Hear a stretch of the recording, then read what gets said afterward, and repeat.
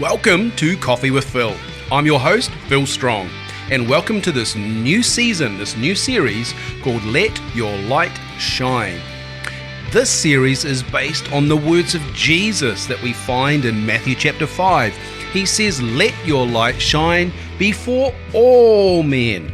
In this season, I'm going to tell stories about how I've used my life, my passion to serve others, to demonstrate the light of Jesus in many, many different ways. It's a story-based season, and I hope you get on board to understand how you can let your light shine.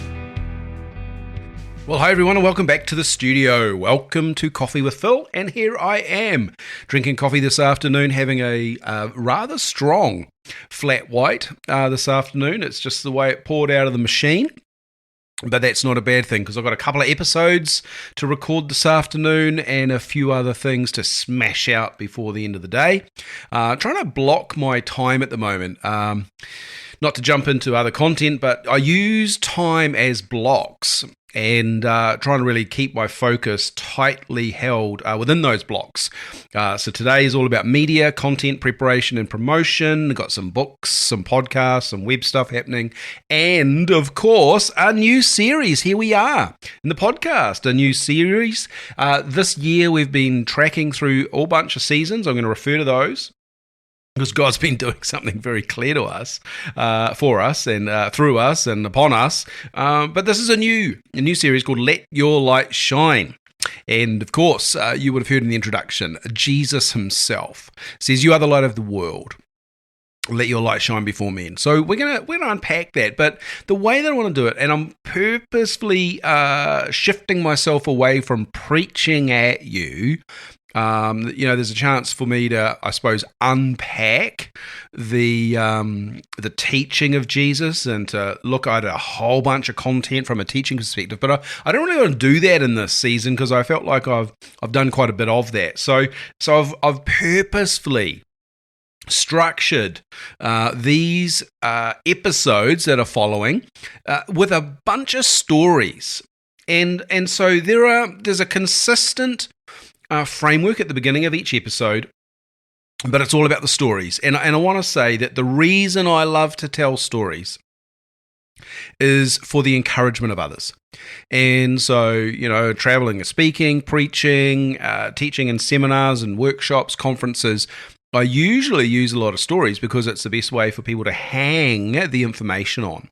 Now, the risk for me in this season is that I'm going to get into telling you stories from my life, and the risk of that for me is I'm going to come across like a twat, like I'm trying to boost myself, puff myself up, and promote myself, and that is not my intention. I have no need for you to puff me up, but it might sound like that. So I just want to couch that and say, look, I'm opening myself up to tell you stories because I am trying to find a way to demonstrate what I'm talking about. But please apply grace so that you hear me tell you the story as an example, not as a means by which you might worship me. Of course, that's not my goal. The goal is your encouragement. So we're going to talk to stories. But I want to start each of these episodes the same way because I want to set a framework. And some of you are not listening to these one by one every week. There are others that hang on for a Wednesday until they launch and then they get onto them. But the point is that you can listen to each of these independently if you need to. Therefore, I want to read to you Matthew chapter 5, verses 14 through 16, which are the basis for what I am going to share with you. Matthew chapter 5, verse 14 through 16 are the words of Jesus in the Sermon on the Mount. He says, "You are the light of the world. A city that is set on a hill cannot be hidden. Nor do they light a lamp and put it under a basket, but on a lampstand, and it gives light to all who are in the house. Let your light so shine before men, that they may see your good works and glorify your Father in heaven." This is the reading for today, and I want to make 3 key points. And again, I'm not teaching these points; I'm telling you them so that you can take them away and do something about it. Firstly, we were made to shine. It's obvious as you read this in your devotional reading that you'll discover you were made to shine. Secondly, it's obvious that our shining is affecting other people. Think about that in the positive and also the negative. Thirdly, we as lights must point to the Father, and Jesus is quite explicit in that.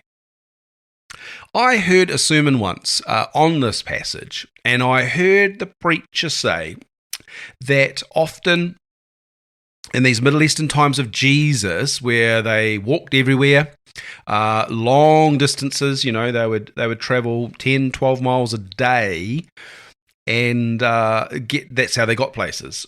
And most of them were poor; they couldn't afford a donkey, but they would travel and they would look toward the horizon for a place that they might rest at night.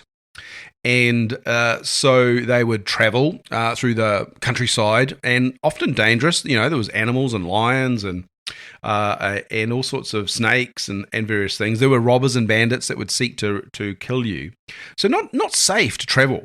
So they would look to the horizon for a safe place. And for this reason, one of these reasons is why they built cities on a hill. Now, there's a number of reasons. I'm going to, obviously, let's just jump straight to this. Like, if we think about a New Zealand context, often the Māori people would build their marae on the hilltop as a fortress, and they could put up the fences all around the top of the hill, put spikes on the top of those fences, but it would make them more safe because looking in any direction, they could see when their enemy was approaching them. Also, having the high ground, the high point, gave them an advantage if they were to come under attack. So, again, this is why they built cities on a hill. But they used to paint them in a lighter colour, like a sandstone whitewash. And from what I hear, this meant that when the moonlight was shining onto the city, that it would illuminate it somewhat as a beacon or as a light towards a destination. So when you were traveling at night and the sun was setting, the colours would reflect and radiate off the walls of the city, really showing you where you could find a safe haven. And, think about the Christmas story of Jesus. Jesus was traveling, but he was inside Mary still, hadn't been born. Joseph and Mary arrived in Bethlehem, a city on a hill, and they were looking for a place to stay because it was late at night. So this is how people traveled. So there's your little bit of information. What are we saying in this series? We're saying that we should let our light shine. And today, I want to tell you some stories about how I've been doing that for a long, long time. And in this episode, I want to have a theme that I'm calling Promoting Kingdom Principles. Promoting Kingdom Principles. And looking at my plan heading forward, there's a bunch of half a dozen or more principles that I'd like to share with you. A long time ago, a very long time ago, it seems, some people approached me, people in our church approached me, and they said, "Hey, Phil, we're kind of wanting to get ahead and start in life, and we can see that you're someone that's in the next season." These were young adults, and Kathy and I were young, but not as young as them. We were having children. I was working in business, and it looked like things were going okay for us, and it looked like that we had something that could help others. So they came and they said, "Hey, would you teach us about money?" And I was like, I suppose we can just share with you what we do. And so I sat down one afternoon with a big sheet of paper and went a little bit crazy and mapped out this 4-part, 12-hour seminar which ended up being called Wise Money. And I just wanted to help people. So I would draw things on flip charts. There was nothing really crazy about the technology I was using. It was just colored pens. And I would teach people the disciplines that God had taught Kathy and I, mostly through our mistakes, but in a way that helped us to take control of our finances and build a pathway into success. And so I ran this a few different times, and the initial group, they just soaked it up. They were so hungry, and we refined it and tested it, and we did a little bit more. But in that, one of the key things that God had taught Kathy and I, again, through our mistakes, was the principle of when you give a little bit of money away first, you prove that your money doesn't own you or control you. Now, in the church context, we would call that tithing. We'd call it gifts, and we call it offerings. Then I had to think about, if I'm taking this principle out into the community, I don't want to forsake what I believe to be true. I don't want to forsake what I believe to be a kingdom principle that can benefit anybody. So I had to find a way to teach tithing in a public context in a way that would get people on board. And so I changed a little bit of the language, but I certainly didn't shy back from what I wanted to teach.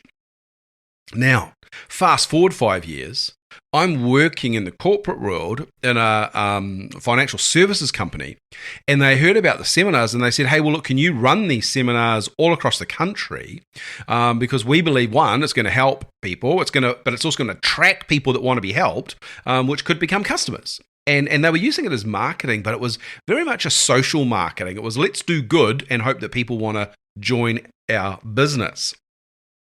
And so I would travel the country doing exactly the same seminar.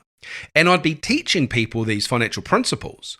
And I would start, at the beginning of the financial planning structure component of the seminar, I'd be talking to them, look, the first thing you got to understand is you want to give a little bit of money away first to prove that it doesn't own you or control you. And, I must have had tens of thousands of people come through the seminar over the dozens of years that I ran that program. And only once did I have someone cuss me out. One person. And would you believe it was in a church cafe one Sunday afternoon? Not a church person, but someone had brought this person along. The point I'm making is that 9,999 people were nodding their head going, man, this is really practical. It makes sense. Like, how could we be generous in our budget and allow our money to go a little bit further? And the point I'm making is that I didn't shy back from what is biblical teaching, but I found a way to communicate it in a way that people who weren't raised in church or weren't convinced by conviction of the Holy Spirit to embrace biblical teaching, they still applied it. And like obviously if you're a Chriso and you're sitting in that seminar, you're going to recognize what I'm doing. And time after time, I'd have people come up to me in the break and they say, hey, Phil, it's really enjoying this. Thank you so much. Looking forward to the rest of the content. And can I ask a question? I'm like, yeah, sure. And they'd go, are you a Christian? And I'd be like, shh. And I joke with them because I'm like, hey, don't tell everyone, because they might not like what we're teaching. And I would sort of give them a fist bump and would carry on. The point I'm making is it's blatant Christian kingdom principles that were communicated in a way that could help others.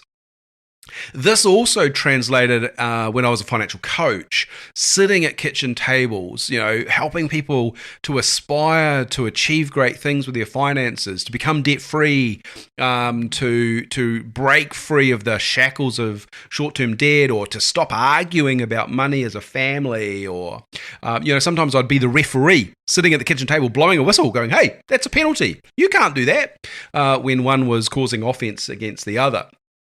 And I would teach them the same thing. And the point I'm making is the way that we let our light shine before all men is to live our life according to the truth of Jesus and the Bible that points to him. And when we do that, people's lives change. I want to give you a second example of that, and that is our family adventure. We had a strong family adventure. 2009, sort of. I've spoken about this before, but the circumstances that led to 2009 was obviously 2008. And 2008 was one of the worst years of my life. A global financial crisis hit, and everything in me and around me crumbled. First around me, and then in me. But we decided to go on a trip as a family. We're going to take a year off, and the Lord really said to me, "Take your family away and rebuild your family." So we called it the Strong Family Adventure.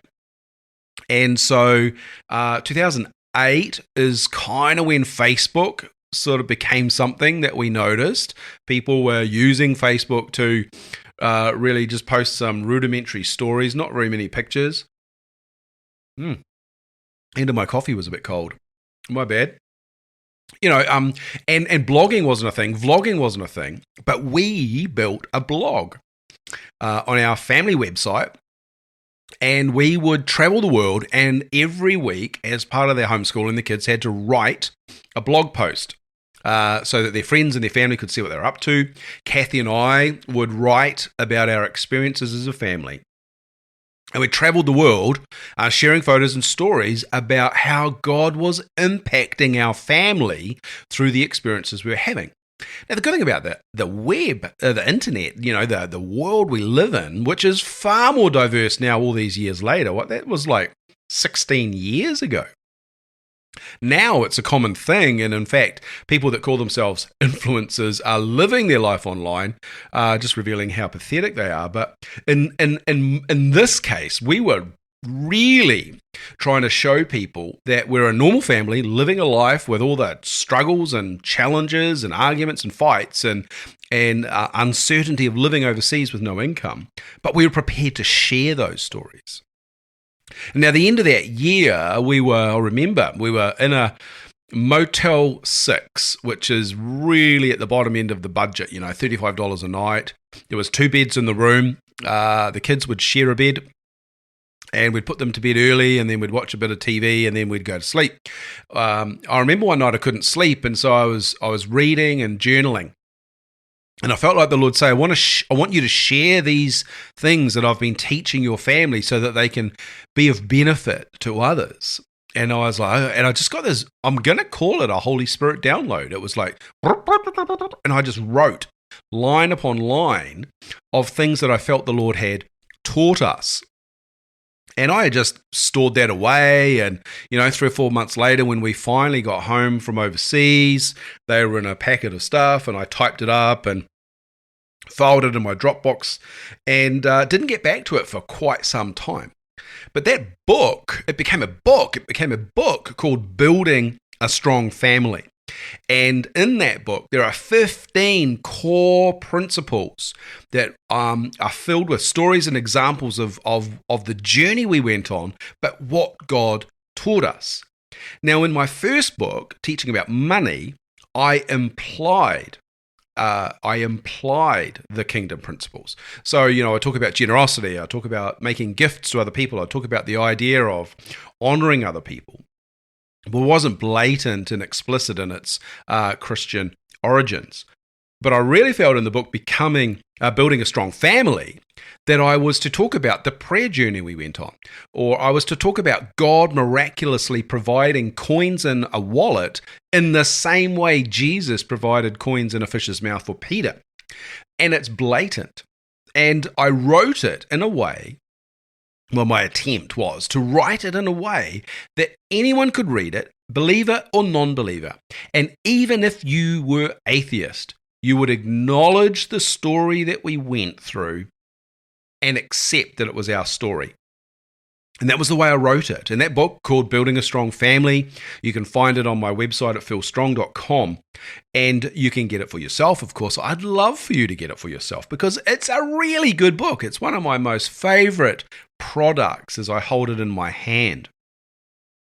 The point I'm making is God took us through an incredibly difficult time. The season prior to this was horrendous. The Strong Family Adventure sounds glamorous, but when you're getting changed in a car park and it's 8 degrees and you're trying to get dressed and then you're having jam sandwiches for breakfast because that's all you can afford, it doesn't sound so glamorous, does it? But the fruit that came out of that was most definitely this book and the collection of stories. And I've used stories in sermons, and I've used stories in conferences, and the book just goes wherever the book goes, and it can continue to point people to the kingdom principles that God taught us as a family that really have formed us into a strong family. Pardon the pun. What's the point? When you let your light shine, when you tell your story, when you live your life of faith on purpose, explicitly showing people that you're willing to follow God, regardless of the consequence, you follow God, and then He will prove Himself in the way that you would see Him do that. And so I hope that encourages you. I have a friend who always used to say, when I worked with him, he always say, look, if people won't read the Bible to see God's goodness, how about you transmit it via the way you live your life in front of them? So to say that simply, friends, people don't read the Bible, but they will read you. And I want you to think about that. People are watching. They're assessing, and you might think that's unfair, that they're judging you by watching you, but if you're going to say you're a Christian and then live your life in a different way, then I think Jesus would call you a whitewashed tomb, and that's not a comfortable compliment. The final example I want to share with you is just a last minute thought that I had as I was pushing my notes together this afternoon. Is there was a season in our life where we were traveling with a young couple, and by traveling I just mean we're in relationship, and I'd been helping them out pre-marriage, helped them buy a house, and by that I just meant walked with them buying a house and finance and other advice, and then one day I just really had this idea that they had an aspiration to own a business. And although they were very, very young, so we got them around for tea, and we had a meal together. And I said, "Hey, I've been thinking. I'm just wondering, do you guys have aspirations in the future of owning your own business?" And they just looked at each other and looked at me and said, "Oh my gosh, yeah, of course we do. I mean, that would be our dream. We feel we've got it in us, but." The truth is, in the season of our life, we just bought our first house, and there's a lot of work to do to get that house habitable and comfortable. But also, we've just got married, and we're getting started out, so we don't have a lot of money. And I said, "Oh, okay." Yeah, I said, "But what if we could start that business now?" And they said, "What do you mean?" So I said, "Well, here's an idea. What if Kathy and I provided the money for the business, and you provided the expertise? Together we became partners in this business, and as the business grows, I'll do the business side, you can do the practical, and then slowly you'll just pick up more and more of that business stuff. And then over time, when the time's right, you can own the business. It's yours, like we're doing this so that you can own a business." And they just looked at me and like, "Well, why would you do that?" And I was like, "Well, because I want to help, like you've got so much potential. And, there's going to be personal benefits in it for me, like there's financial benefits in owning a company and launching something. There's the benefit of for me, the industry was just one that I was so passionate about. I just love being part of it. I love the smells and the sounds and the fruit of this industry. So, we set about that. We bought a van and we kitted it out. And I think our family trust one of our companies became the first client. But we got more clients and we just grew that. And we had a lot of fun doing it. And then after about 3 years, maybe a little bit more, we were having one of our lunch meetings, directors meetings. And this young guy just said, "Hey, look, he was really awkward and nervous about it, but he said, "Look, I just feel like the time's right for us to do this on our own." And I was like, "I absolutely agree. I agree with you. This is why we did that." I said, "I'm going to be sad to exit the business, but I'm going to be excited that you are now running with this on your own." So we did all the practical things, and they paid us a buyout figure that we had agreed, and they went on and they built that company into a multi successful awarded company. So, the point I'm making is sometimes what we start is just really the beginning of other people's success. But why did we do that? That we would let God's goodness be demonstrated through our actions, that other people would see those actions, and as Jesus says, that they may see your good works and glorify your Father in heaven. See, we've always got to be ready to give an account and an answer for the question, why are you doing this? What's the reason you do this? Why would I travel the country, leaving a young family behind to do seminars and communities, to stand in front of 14 people one night in Kerry? That was all that turned up. And I'm like, you know what? I'm really annoyed that I'm here. I've traveled, all this way to be here. And yet I felt the Lord reprimand me and say, well, are you here to serve? Then serve and do it with a willing heart. And it was a good correction. The point I'm making, why would I do that? Well, because I want to shine my light before people in a way that they would see the goodness of God through my life. So as I close this episode, I'm going to ask you the question that I'm going to ask you at the end of every episode of this series. So pucker up, because it's not an easy question. Here's the question for you. Based on what I've shared with you today and the stories I tell you, please, I remind you, I am not trying to be boastful or prideful. It's with a great level of humility that I share these stories, because I want to encourage you in a way that you believe you can also do things as we have done. Here's my question, based on what I've shared with you today. What is the one thing you will commit to doing in the next 7 days? I challenge you to do something with that question.